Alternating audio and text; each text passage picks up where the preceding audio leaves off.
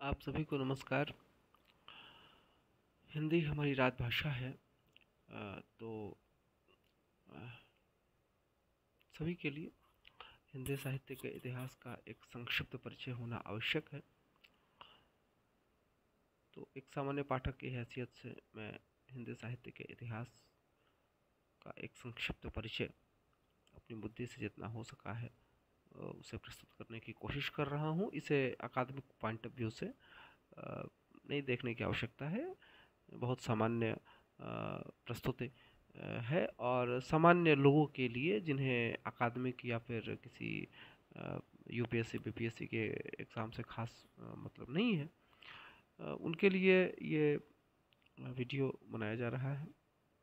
तो कोई गलती होगी उससे क्षमा करेंगे।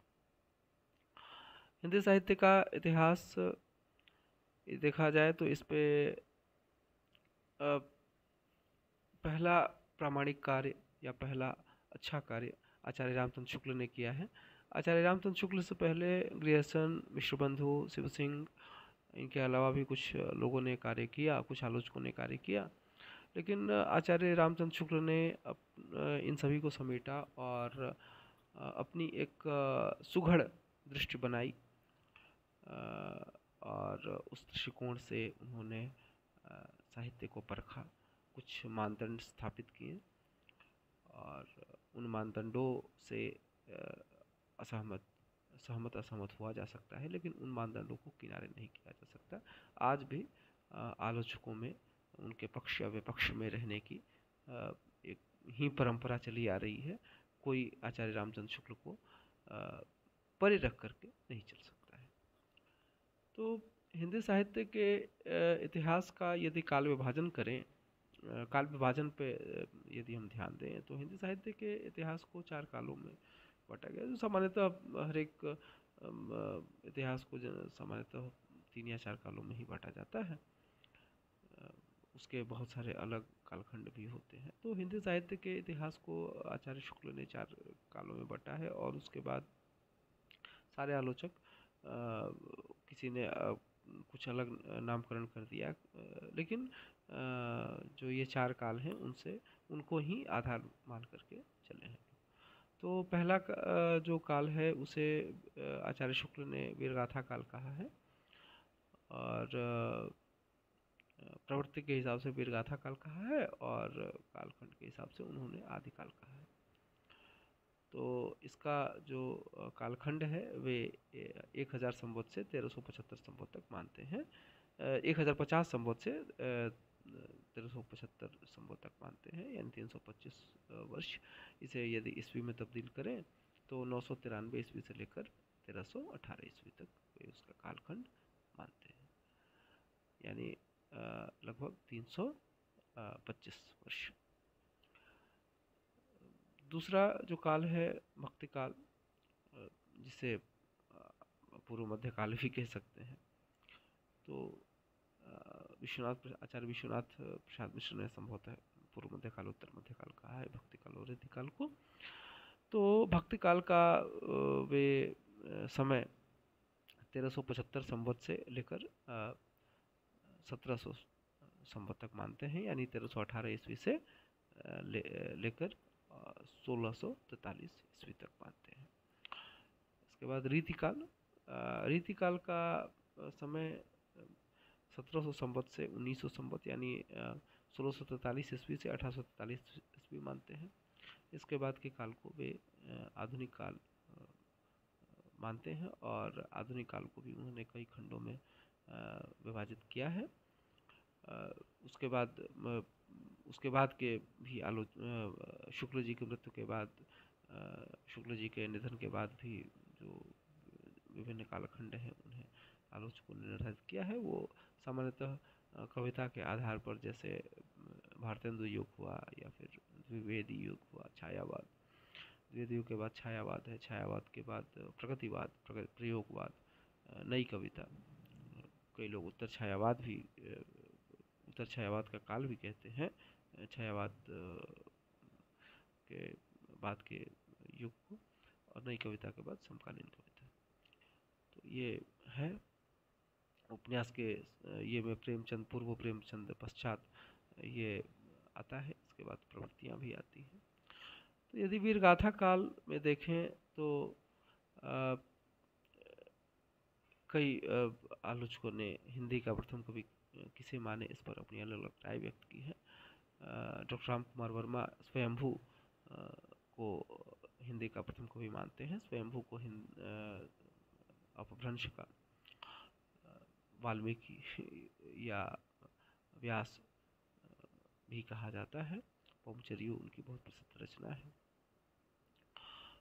तो जबकि राहुल शंकराचार्य सरहप्पा को हिंदी का प्रथम कवि मानते हैं। नामकरण के मुद्दे पर देखें तो सिद्ध सांध्य काल इसे राहुल शंकराचार्य कहने पर जोर देते हैं। तो आचार्य हजारी प्रसाद द्विवेदी इसे आदिकाल कहते हैं। वे प्रवृत्ति के हिसाब से इसे देखने के समर्थक नहीं है। तो या प्रवृत्ति के हिसाब से उस समय सारी प्रवृत्तियाँ अभी बीज रूप ही धारण कर रही थी, अभी बीज रूप में स्थित थी। अभी इन्हें छतनार जो रूप है, जो बाद में भक्ति रीति यानी श्रृंगार और जो आधुनिकता की प्रवृत्तियाँ हैं वो बाद में सामने आई। तो इसलिए किसी एक प्रवृत्ति के आधार पे इस काल के नामकरण के आचार्य द्विवेदी विरोधी हैं। तो इस काल में यदि देखें तो इस काल का प्रमुख साहित्य जो है वो नाथों का साहित्य है, नाथ साहित्य है, सिद्ध साहित्य है। चंद्रबरदाई इस काल के प्रमुख कवि देखें तो चंद्रबरदाई हैं, जिनकी रचना पृथ्वीराज रासो को कुछ लोग प्रामाणिक मानते हैं, कुछ अर्ध प्रामाणिक मानते हैं, कुछ अप्रामाणिक मानते हैं।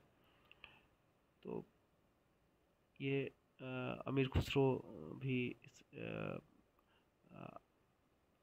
आदिकाल में ही, हिंदी साहित्य के आदिकाल में ही आते हैं। भक्तिकाल में चार प्रमुख प्रवृत्तियां हैं, या यूँ कहिए कि निर्गुण और सगुण दो कैटेगरीज में भक्ति काव्य को बांटा गया है। निर्गुण जो शाखा है उसको भी दो उपशाखाओं, फिर से पुनः दो उपशाखाएं की गई हैं। निर्गुण में एक शाखा ज्ञानाश्रयी शाखा है और दूसरी शाखा प्रेमाश्रयी शाखा है।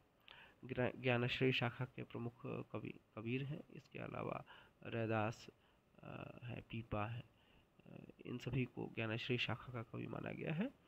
और प्रेमाश्रयी शाखा का कवि जायसी, इसमें प्रमुख प्रेमाश्रयी शाखा के प्रमुख कवि जायसी हैं। जायसी के अलावा भी मंझन है, कुतुबन है, ये सारे कवि जो है वो प्रेमाश्रयी शाखा के कवि माने गए हैं। और यदि आप सगुण भक्ति काव्य को देखें तो सगुण भक्ति काव्य को के दो हिस्से हैं, दो शाखाएं हैं, फर्दर दो शाखाएं हैं इनमें। एक कृष्ण भक्ति काव्य है और दूसरा राम भक्ति काव्य है। कृष्ण भक्ति काव्य में देखें तो उसके सिरमौर सूरदास हैं, और अष्टछाप के जो कवि हैं, अष्टछाप की स्थापना ये वल्लभाचार्य के पुत्र, संभवतः वल्लभाचार्य के पुत्र ने की थी, विठल नाथ नाम भूल रहा हूँ, उन्होंने की थी। तो अष्टछाप के प्रमुख कवि सूरदास हैं। इसके अलावा नंददास, परमानंद दास, कुंभन दास, ये जो अष्टछाप के विभिन्न कवि हैं, जो कृष्ण भक्त कवि या मीराबाई हैं, वे प्रमुख कृष्ण भक्त कवि हैं, रसखान भी हैं। तो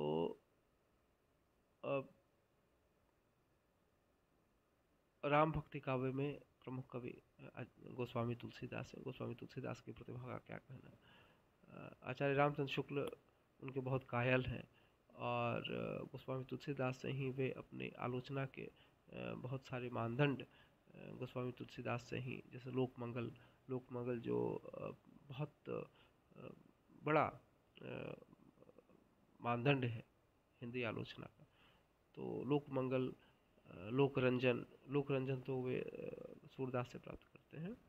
तो लोकमंगल की प्रवृत्ति, ये उन्होंने आदर्शवाद, ये सारी प्रवृत्तियाँ उन्होंने तुलसी से ही प्राप्त की हैं। इसके बाद रीतिकाल आता है। तो रीतिकाल में श्रृंगार एक प्रमुख प्रवृत्ति थी, और इसके अलावा एक खास ढंग से रचना करने की प्रवृत्ति, कविता करने की प्रवृत्ति थी, इसलिए इसका नाम रीतिकाल रखा गया।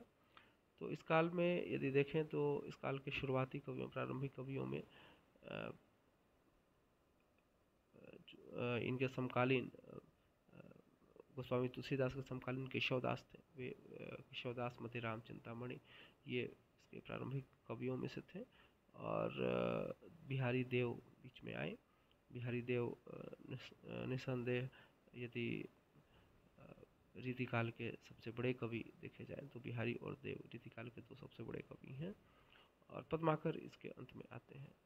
फाग की भीर अभीरन में गई गोविंद ले गई भीतर गोरी, भाई करी मन की पद्माकर, देनाई ऊपर अबीर की छोरी, छीन पितंबर पिताम्बर कमरते, नैन नचाए कहियो मुस्काए, अयो लल्ला फिर खेलन हो रही। तो इसमें जो वर्णन है वो तो अश्लीलता तक पहुंच गया है।